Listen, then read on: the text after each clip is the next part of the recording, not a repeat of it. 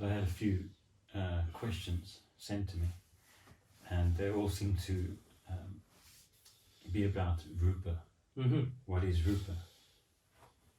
You know, give me information about Rūpa Mm-hmm. so that I can understand it, Mm-hmm. so that I can be liberated from my suffering. Mm-hmm. And I think you can always answer someone, you know, you can give them the definition, the dictionary definition of Rūpa is such and such and such. You can give them the English word, matter, form, resistance. And that will all be on the level of, you know, abstract information. Yeah. And will make no difference in that sense. It doesn't apply to the place where it should apply.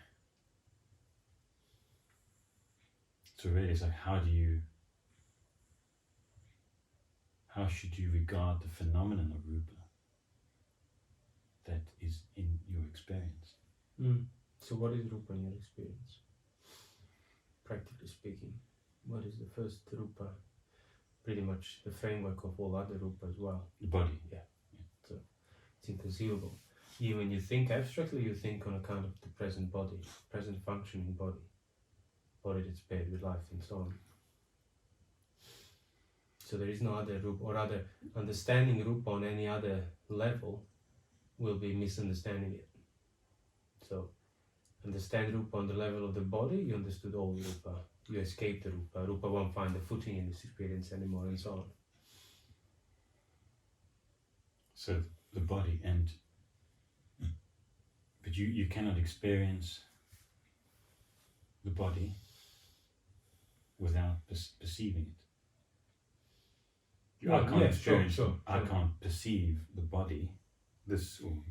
Without that Rūpa being there already. Yeah. So I can't just experience body without perceiving it. Mm-hmm. Yeah, sure. The experience of the body is perception. Yeah, but I can't just body. You can't just have pure Rūpa without the aggregate of perception, without other aggregates. It's always the five aggregates.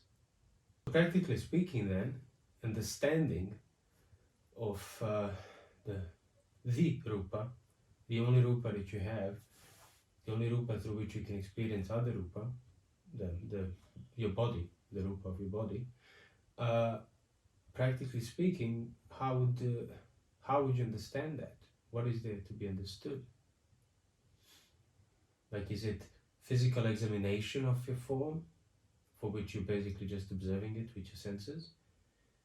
That would not be on the level of understanding. That would be on the level of, collecting random information about the properties of that form, externally, through observation. Now, what we're talking about is understanding your body internally. So understanding the relationship that you have internally with the facticity, the presence of your body for what it is.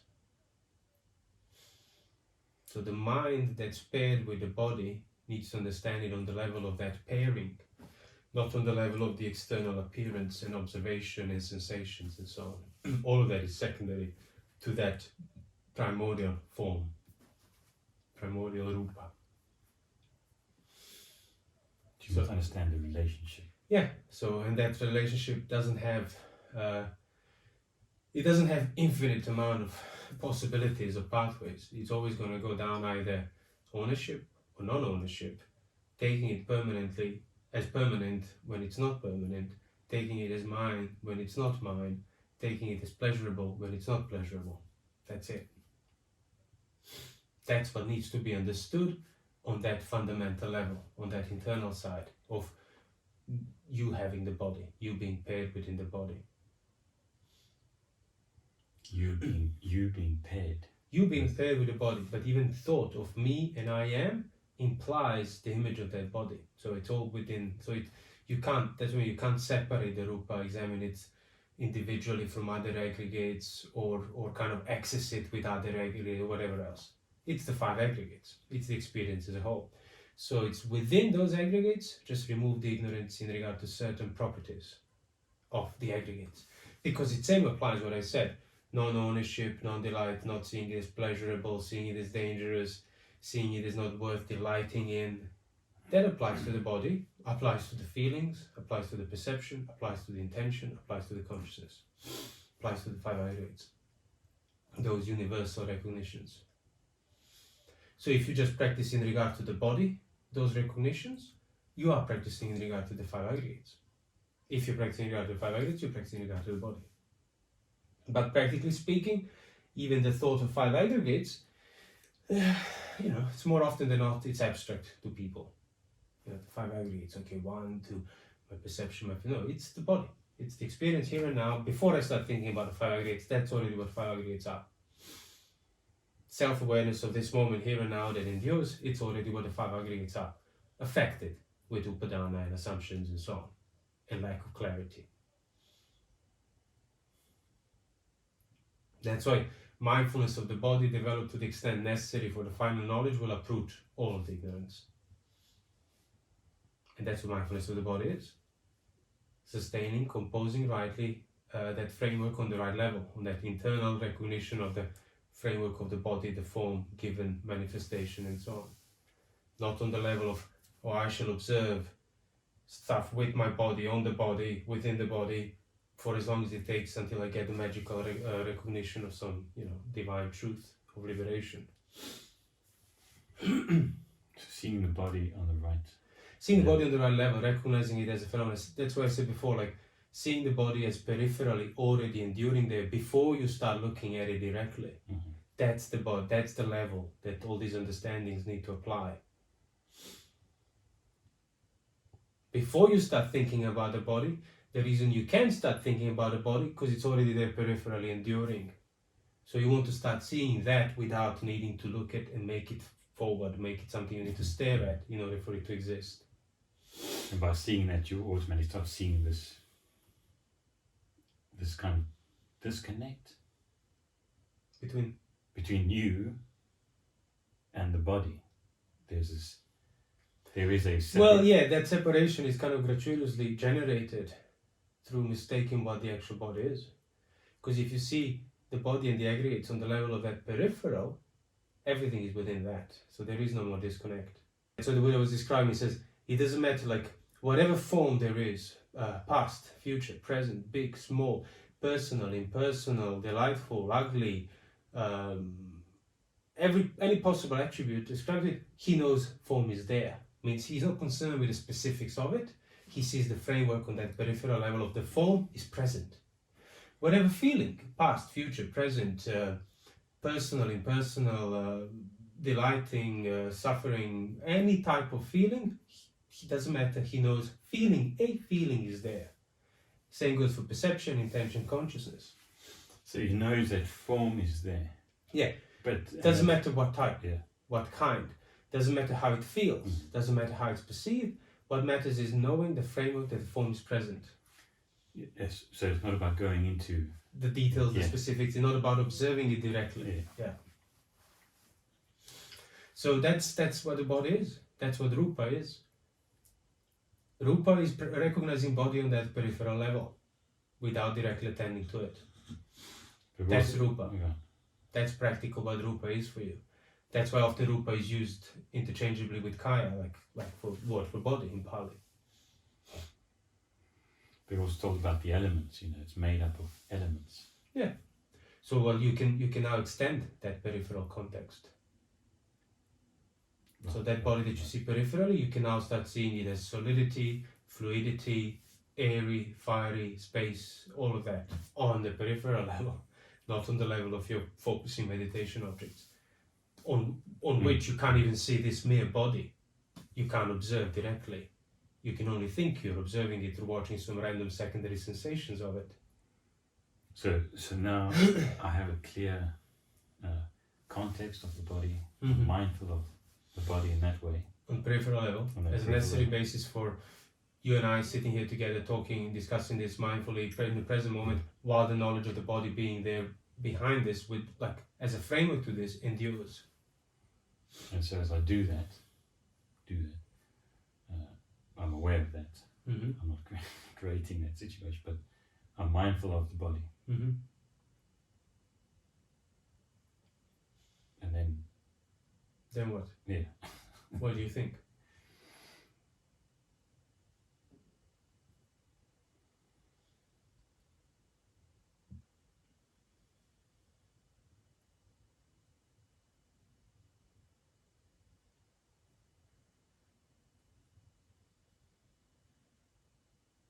What's next? Yeah, what do you think? What's next?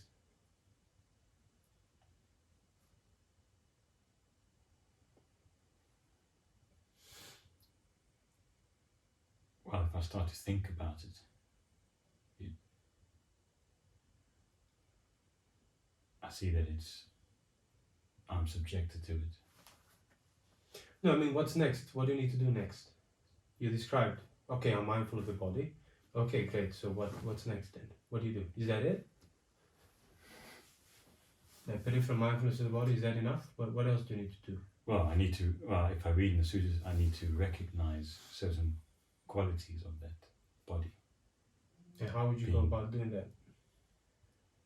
By staying mindful of it. So, okay, so by not changing anything in a way. Yeah. So by protecting the mindfulness that you already developed. So Yeah, basically yeah, means you need to technique, protect it for composure. longer time until you see what needs to be seen within it, for which you already have information. Yeah, so it's anicca.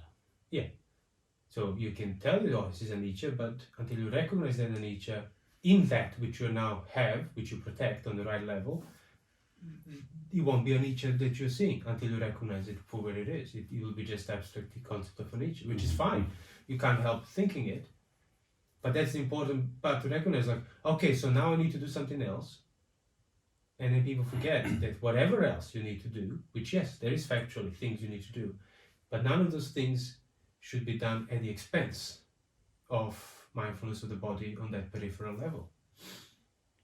So that must remain unchanged. You must protect that. So then doing of these other things must be within that, not instead or after that or something like that. That's your priority. Well, that's the framework. Yeah, that's where the solution is. So yes, you need to develop it further within that, not instead of it, not in place of it. Like, okay, now I'll remove this because I did it. Let me do the next thing because that's completed. No, it's one within that, within that, within that. So in other words, all you need to do is practice mindfulness to the extent that mindfulness of the body to the extent necessary for the final knowledge. So if you see the body correctly on that peripheral level, you don't need to do anything on the level of doing. But that's the problem, isn't it? Well, that's exactly. So it's the pull, the pressure to do something at the expense of which you end up not doing what you know, what you're already doing rightly. So you kind of get, you see, you have mindfulness of the body. It's basically playing the string instrument. If it's too tight, too loose, there will be a horrible sound. But if you get the right amount of tension, then the sound's perfect. So being mindful of the body on the level of that peripheral correctly, sustaining that is what that right amount of tension is. Samadhi. Exactly. Yeah. So the more you sustain it, the more samadhi you will have. But then, of course, the natural tendency is to kind of, either slack it or tighten it. The natural tendency is to fall from that middle way. And if person doesn't recognize the middle way for what it is as something that they must protect and stay with, then they will, almost out of a sense of duty for practice, go on and start doing things that will compromise that right amount of tension, and they'll become too tense. So they will fall from the practice. Or they'll become too loose, so they'll fall from the practice.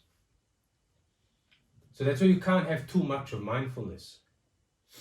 You can have too much of pondering about properties of things and nature of things and so on. Too much of not pondering, too much of just being, composed. But you can't have too much of just recognizing the right context, the right framework. So in other words, what do you do next when you developed recognition of the body, of rupa, of form on that peripheral level as something that endures there, that doesn't belong to you, but it's a necessary basis for the entire world you're experiencing here and now? Well, probably first thing you do is nothing. accept, protect it. Don't sort of neglect it, don't ignore it, and don't try to speed it up, so to speak, but actually allow it to endure and try to become more and more familiar with it for less and less effort. And that's how you become proficient in playing music, basically, as well. And you immediately recognize the tune, the right amount of tension for the perfect music. And how do you then protect that? Virtue, sense restraint, guarding the sense doors. You can't have too much of virtue. That's impossible. So even if you're doubtful about everything else, Nietzsche, what is a Nietzsche, what is this? How do I address that? What are the answers to all these questions? Paticca-Samuppada, 5 aggregates, consciousness, infinite consciousness, states. All of that is your own mind trying to throw you from that right amount of tension that's based on the right recognition of mindfulness that's effortless. When the music starts to flow, it's effortless. So, no doubt the mind will be coming up with his thoughts and doubts. But you recognize, okay, so that's something that I must include within that peripheral recognition of the body that's enduring there, not other way around. Not put that doubt first, and then try to solve this peripheral recognition of the body that's enduring there that I already seen and have endured rightly. So whatever thought arises, whatever feeling arises, whatever perception arises, he sees it in relation. It is dependently arisen on what? Yeah.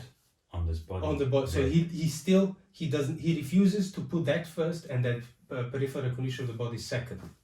Right. He keeps the peripheral recognition of the body first, and whatever else arises it second. So whatever else arises, he feels, he perceives, he intends detached from it.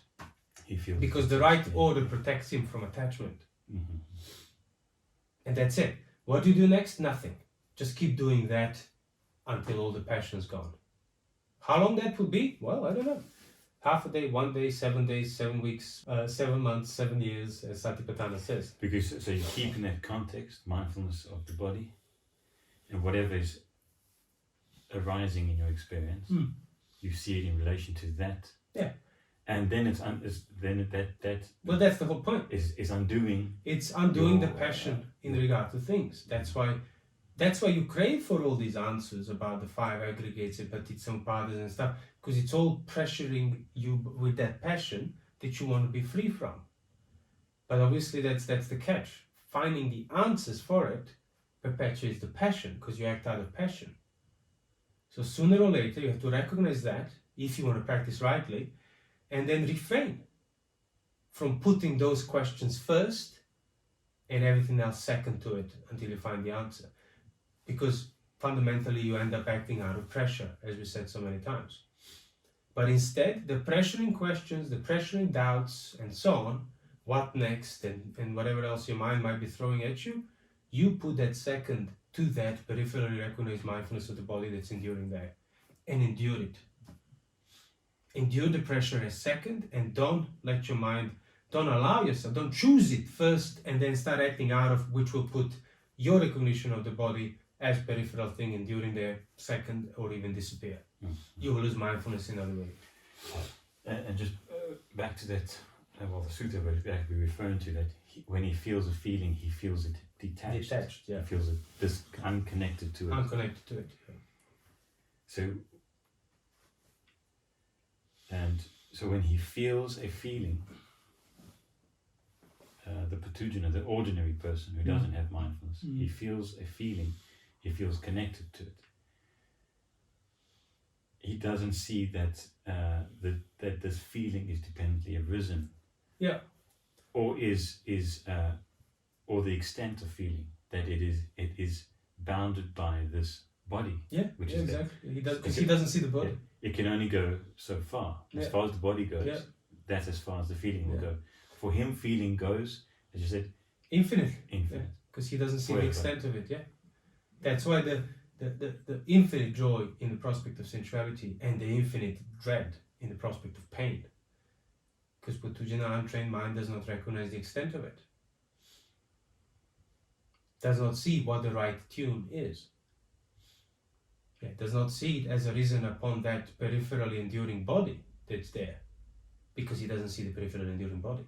So all he sees is just my feeling, whatever that feeling might Which be. has no boundary in a way. It's exactly, it's boundless. The ownership is boundless, it's infinite. Samsara. So when he feels a feeling, he feels it detached. When he has mindfulness of the body, for example, he knows that this feeling terminates at the body. That's it. Yeah, he sees that, the presence of the body, hence the presence of the feeling. The presence of that peripheral body is the framework for this feeling. And the feeling cannot surpass that framework. It's impossible. And that framework is seen as something that doesn't belong to me. Yeah. Thus, anything dependent upon the framework can equally not belong to me. So whatever he feels, perceives, intends, it will be so detached. It will not be his, cannot be his, because he unplugged it. Mm-hmm. He unplugged the framework that was giving power to these things as his. Yeah, this is so the ordinary person, we spoke about it last night, when he feels pleasure, in hindsight, it goes so fast. Time flies by when you're having fun. But when you're in pain, it drags. It goes very slow. Very slow. Yeah. But then for a person, because he is connected with that vast, infinite, boundless feeling of pain, boundless, infinite pleasure, seemingly. But then when he's detached from that, where he sees the extent of that feeling, that it's dependent on a body which is not mine, which is subject to change as well, then that sense of pain is forever, or if there is pleasure, it's going to be felt differently in terms of that time. It's not going to feel like it goes fast. Yeah, it will even out. Or pain won't feel like it's dragging. Yeah, because you're not resisting it. So things don't last long enough when you want more of them right from the start. When you crave for more of them, then things are just too quick. Yeah. Things last too long when you don't want them. They're dragging when you don't want even a second of it. Then every second feels like an hour. But now if you remove that attitude of delighting in pleasure and resisting the pain, then things just last for as long as they last. Which is neither long nor short, it's just for what they are. So that subjective side of time in regard to things that are being felt, for somebody who is detached from feelings, that evens out. So it doesn't matter if it's pain or pleasure, it does not imply, when will this end? Because asking that question, when will this pain end? I can't wait for it to end, means, you already want to get rid of it. But if you don't have that attitude, it doesn't matter where it ends. Because you're not resisting it in the beginning, nor in the middle, nor in the end of it. So it doesn't matter how long it lasts. Which means it won't last longer than it would otherwise. Yeah. You see the extent of it. Yeah. You see that it's not infinite. It's not Yeah, exactly. Because you don't fall from recognizing the framework of that peripheral enduring body. Yeah, you also see that it cannot be infinite. Exactly. The pleasure. So you could see that its infinity is within the peripheral enduring body, which is not yours, and it's going to cease at some point. So the infinity will cease at some point. Which you can see this here, the body here, dying or falling apart, getting older. It's just kind of see, all of those are like reflections that can help, but the point is to start seeing the body peripherally. That's what the right mindfulness is. Not to look at it, look, yes, I am aging, I'm falling apart, I'm ill, all these sensations, all of that is specific. You want to see the nature of it already enduring there. Because of which I can choose to look at the specific things in details. And that nature is already known. Like if I ask you, do you have the body Barbie? Of course. So tap into that knowledge that's already there. Learn how to see it with the corner of your eye without needing to make it an object of your direct attention. That's the whole point. And you will be able to do that more accurately more likely, let's say it like that, only if your physical behavior has been restrained, purified, and maintained in virtue. The whole domain of that peripheral recognition with the corner of your eye does not exist for somebody who is still acting out of sensuality, does not even keep the precepts, is not moderate, does not watch their speech, and so on. It just doesn't exist. So it doesn't matter how much you try, you're not going to see it because it's covered up with the pollution from your behavior. But if the behavior is unpolluted now, and somebody keeps telling you to discern it with the corner of your eye, peripherally, without looking at it directly, you will be able to. Sooner or later, you're going to start seeing what that means. There's a space for you. Yeah. In a way. Yeah. You create. Well, you are uncluttering it, and then you recognize it.